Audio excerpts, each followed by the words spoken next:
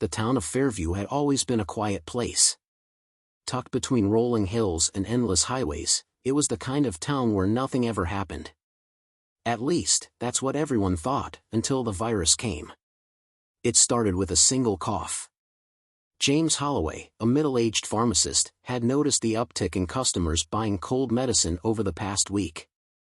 Flu season always hit hard, but this was different. People weren't just sniffling and running fevers, they were stumbling in with glassy eyes, their skin pale and clammy. Their words slurred, their movements sluggish, and in some cases, they struggled to stay standing. Then, Mrs. Coates collapsed right in front of him. The elderly woman had come in for a refill on her blood pressure medication. Mid-sentence, she clutched her chest, let out a raspy wheeze, and fell onto the tile floor with a sickening thud. James rushed around the counter, kneeling beside her. "Mrs. Coates?" He shook her gently. Her eyelids fluttered, and her lips moved, but no words came out. Behind him, someone else coughed. Then another. James looked up. Half the customers in the store were swaying on their feet, blinking as if their minds were fogged over. The doors swung open, and a man stumbled in, gasping for air. Blood trickled from his nose. His eyes, unfocused and milky, darted around the store. "They won't stop," he rasped before collapsing. James backed away, his heart hammering. The store erupted into chaos. People ran, some falling mid-sprint. A woman screamed as her husband convulsed beside her. And then came the sound he'd never forget. A guttural, wet groan. Mrs. Coates' hand twitched. James turned just in time to see her body jerk unnaturally, her head snapping toward him. Her previously kind, wrinkled face twisted into something grotesque. She was moving. Her limbs spasmed as she pushed herself up, bones cracking under the weight of her frail body. Her eyes, once warm and filled with stories of her past, were now devoid of life. James scrambled back as she lunged. The others followed. The man who had collapsed moments ago jerked upward, his jaw hanging open unnaturally. The customers who had been coughing and stumbling were no longer just sick, they were turning.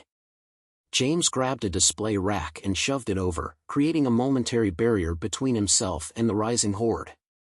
His mind screamed at him to run. This wasn't the flu. This wasn't pneumonia. This was something else. He burst through the pharmacy's back door and into the alley, sucking in sharp breaths of cold air. The town had already changed. Cars had crashed into streetlights. People lay sprawled on the sidewalks, twitching. Others staggered aimlessly, their bodies jerking as if their muscles were barely under their own control. Sirens blared in the distance. Fairview, the quiet little town where nothing ever happened, was falling apart. And it had only just begun. James sprinted down the alley, his breath coming in ragged gasps. His mind raced. What the hell was happening? Was this some kind of chemical leak? A drug reaction? A disease? He reached Main Street and stopped cold. Fairview was unrecognizable. People staggered through the roads, their movements sluggish and erratic. Some were on the ground, twitching violently. Others seemed locked in a dazed shuffle, as if their bodies were running on autopilot. A woman tried to run toward the police station, but she tripped, landing hard on the pavement. Before she could get up, a man in blood-stained clothes lurched toward her, falling to his knees. James expected him to help her up, until he saw the man bite into her shoulder. She screamed, kicking wildly, but the man didn't stop. He tore at her flesh like a starving animal. James stumbled backward, bile rising in his throat. More screams echoed through the town. A car horn blared, someone had passed out at the wheel and crashed into a fire hydrant. A man dragged himself out of a bar, his face pale, his legs barely supporting him. A group of kids on bikes weaved through the chaos, shouting for their parents. James had to get to his wife. He turned and sprinted toward home. 2 streets over, Sheriff Alan Grayson gritted his teeth as he pressed his weight against the barricade. It wasn't much, just some overturned trash bins and a patrol car blocking the road, but it was all they had. Lock down the diner, he barked to Officer Vasquez. She nodded, ushering a group of survivors inside. Grayson wiped sweat from his brow, glancing at the people they'd managed to gather, maybe 15 or 20. Some were healthy, some were barely standing. A few had already collapsed. No one knew what was happening. Fairview General had sent out a warning over the police radio. Dozens of patients had come in with flu-like symptoms, but within hours, they had fallen into a catatonic state. Then, the convulsions started. Some had risen after being pronounced dead, attacking doctors and nurses. Grayson had responded to a call near the grocery store. By the time he got there, bodies littered the streets. The ones who weren't dead were changing. A sick woman had lunged at him, moaning like she was in pain, her body jerking unnaturally. He put her down with a shot to the chest. She kept coming. It had taken 3 shots to drop her. Now, Fairview was crumbling. Vasquez ran back, slamming the diner door behind her. "We can't stay here, Sheriff," she panted. "Dispatch is down. No word from the state troopers. We're on our own." Grayson's jaw tightened. The sick weren't just dying. They weren't just attacking. They were spreading. The town wasn't going to survive the night. And neither would they, unless they found a way out. James ran harder than he ever had in his life, his heart pounding as he turned onto Sycamore Street. His house was just ahead. The street was in chaos. A man pounded on a locked door, screaming for his family to let him in. Another person, James recognized him as Mr. Doyle, the mailman, was crawling on the ground, his legs limp, his hands clawing at the pavement. James forced himself to keep moving. His wife, Emily, was home alone. He had to get to her before. A blood-curdling shriek stopped him in his tracks. Mrs. Kennedy, their next-door neighbor, was on her front lawn, trying to hold back her husband. Mr. Kennedy had always been a big guy, but now he was pale, his shirt soaked with blood. His arms jerked unnaturally, his head twitching as he snarled like a rabid animal. "Henry, please," Mrs. Kennedy sobbed. He lunged at her. James turned away as she screamed. He reached his front porch, fumbling for his keys with shaking hands. Before he could get them out, the door flew open. Emily stood there, eyes wide. "Oh my God, James!" She grabbed his arm and pulled him inside, slamming the door shut behind him. They locked every bolt. Emily clutched his jacket, trembling. "What's happening out there?" James shook his head, trying to catch his breath. "I don't know, Em. People are sick. Attacking each other. We have to go." Emily's face went pale. "Go where?" James didn't have an answer. Then, from outside, came a heavy thump against their door. Both of them froze. A low groan rumbled from the other side. James peered through the peephole. Mr. Kennedy stood on their porch, his head tilted unnaturally to one side. His lips were parted, teeth stained red. His milky eyes stared straight ahead, unfocused. Then, slowly, he lifted a trembling arm and slammed his fist against the door. Again. And again. James pulled Emily back. "We can't stay here." Sheriff Grayson had made his decision. He grabbed the police radio, pressing the button even though he already knew there would be no response. "This is Sheriff Alan Grayson of Fairview PD. The town is under siege. Unknown infections spreading through the population, violent outbreaks everywhere. If anyone can hear this, avoid Fairview at all costs. Repeat, avoid Fairview." Silence. Then a crash from outside. Vasquez spun toward the window, cursing under her breath. The barricade had fallen. The sick poured through the streets, dragging their feet, their bodies twitching with every step. Some crawled, their legs broken, their arms reaching desperately for something, anything, to grab onto. Grayson turned to the group inside the diner. "We move now." The town was lost. All that mattered now was survival. James tightened his grip on Emily's hand as the pounding on the front door grew more violent. Mr. Kennedy's groans turned into something primal, almost desperate. Then, crack. The wood splintered. James grabbed Emily and rushed toward the back door. "We have to go.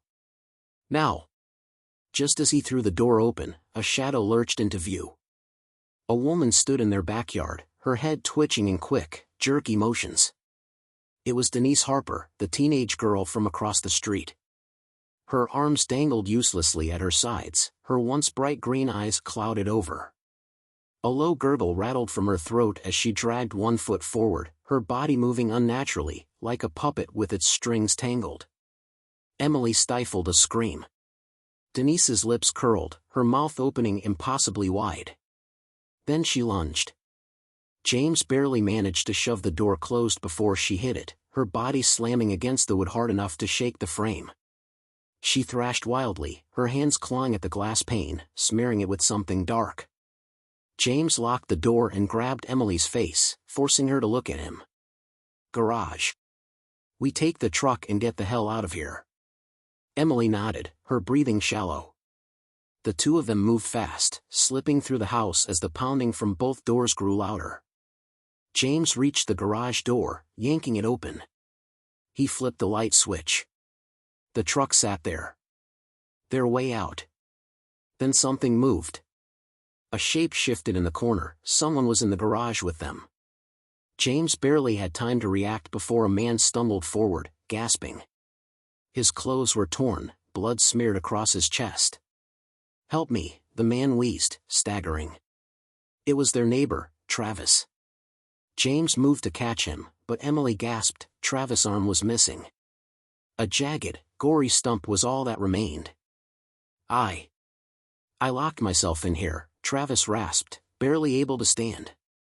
"Thought I was safe, but it got me." James took a step back. "What got you?" Travis' body swayed. His eyes were losing focus. Then, he twitched.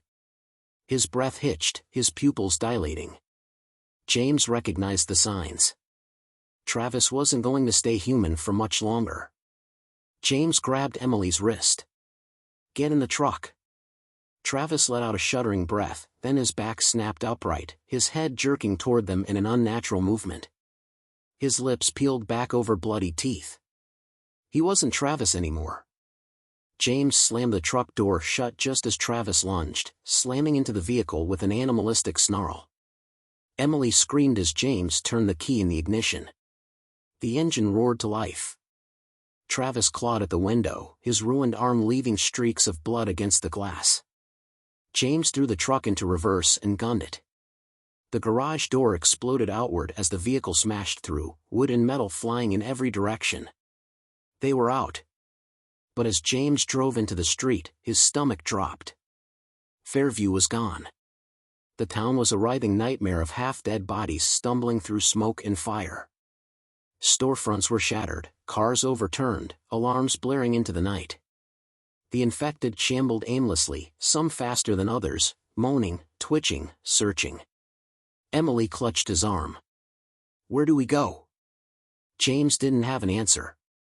But he kept driving. Because stopping meant dying. Sheriff Grayson and Officer Vasquez led their group down an abandoned side street, keeping low. The barricade had failed. The town was lost. And now, nowhere was safe. James gripped the steering wheel, weaving the truck through the wreckage that had once been Fairview. Fires flickered in the distance, their glow reflecting off shattered windows. Figures lurched through the streets, some crawling, others dragging themselves forward with twitching, jerky movements. Emily clutched his arm. "James, the highway. We need to get out of town." He nodded, swerving around an overturned police cruiser. But as they turned onto the main road, his stomach dropped. A massive pileup blocked the highway entrance. Dozens of cars were crumpled together, their doors hanging open. Some had bodies slumped inside, motionless. Others had people moving, clawing at the windshields from the inside, their faces twisted in hunger. James slammed the brakes. Emily's breath hitched. "We're trapped." Movement in the distance, dozens of them. The infected. They staggered toward the truck, their bodies twitching, heads snapping unnaturally with each jerky step. Some limped. Others crawled. And a few, the worst ones, moved faster, their bodies convulsing as they broke into a shambling sprint. James cursed, throwing the truck into reverse. Wham! The back of the truck slammed into something hard. Another car. James looked in the rearview mirror, more of them were behind them, closing in. Emily's voice cracked. James! One of the faster ones lunged at the driver's window. James barely had time to react before the infected man smashed his forehead against the glass. The impact cracked the window but didn't break it. His head jerked unnaturally, eyes rolling in their sockets, blood dripping from his mouth as he slammed his fists against the glass again and again. More were coming. James floored it, plowing through a row of infected as he veered down a side street. Bodies thumped against the front of the truck, rolling off like ragdolls. He had no plan. No idea where to go. Only one thought burned in his mind: survive. Across town, Sheriff Grayson kicked open the back door of a convenience store, ushering his group inside. Move, move!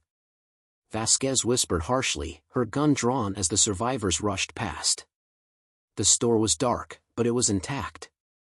No broken windows. No signs of infected. Grayson bolted the door behind them. Everybody keep quiet. The survivors, 7 now, after losing 2 during the escape, huddled near the aisles. Some were shaking. Others were barely holding it together. Grayson turned to Vasquez. The police station's a death trap. Too many of them. The barricades didn't hold. Vasquez swallowed hard. Then where do we go? Grayson exhaled. He had no answers. The town was gone. There was no cavalry coming. And outside, in the distance, the groans of the infected echoed through the empty streets. Fairview had fallen. But they weren't dead yet. James' knuckles were white on the steering wheel as he sped down Fairview's ruined streets, the truck's tires screeching on the pavement. The infected were everywhere now, their twisted, broken bodies moving with unnatural jerks, their moans filling the air like a chorus of the damned. Emily gripped the dashboard. James, look out! A figure staggered into the road. James barely had time to react, he swerved hard, but the truck clipped the infected man, sending him spinning onto the pavement. The truck skidded, tires screaming, bam! The side mirror smashed into a streetlight. James forced the vehicle back under control, his heart hammering. We need to get out of town. Emily's voice trembled. Where? James thought fast. The highways were blocked. The town was crawling with the infected. There was only one place left, the train yard. If they could find an abandoned train or something still operational, they might have a shot. He pressed the gas. Across town, Sheriff Grayson and Vasquez crouched behind a row of shelves in the convenience store.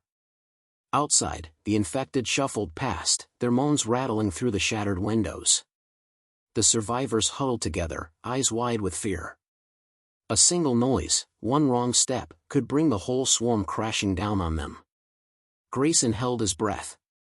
He could see their twisted faces through the broken glass, blank, unseeing eyes, lips parted in slow, gasping moans. Some twitched violently, their bodies barely under control. Vasquez shifted beside him. We can't stay here. Grayson nodded. On my signal, we move. They needed a way out. A safe zone, if one even existed anymore. But first, they had to survive the night. James and Emily reached the train yard. The towering metal cars stood like silent giants in the moonlight, rusted and forgotten. But some still looked intact. Maybe even operational. James killed the engine. Stay close. They slipped out of the truck, moving between the massive rail cars. The night air was thick with smoke, the distant fires of Fairview still burning. Then, Emily froze. A single infected stood on the tracks ahead, swaying in place. Its head twitched in erratic jerks, its breathing ragged. James held up a hand, "Don't move." But before they could back away, the thing snapped its head toward them. It let out a high, strangled groan. Then, from the shadows, others answered. Dozens of them. Emerging from between the train cars. Crawling. Lurching. Running. Emily gasped. "James! Run!" They sprinted toward the closest train car. James leaped onto the ladder, hauling himself up as Emily scrambled behind him. The infected swarmed below, clawing at the metal, their moans rising into a nightmarish howl. James grabbed Emily's hand and pulled her onto the roof. For a moment, they just stood there, staring down at the chaos below. Nowhere was safe. Fairview was lost. And the world they had known was gone forever. End.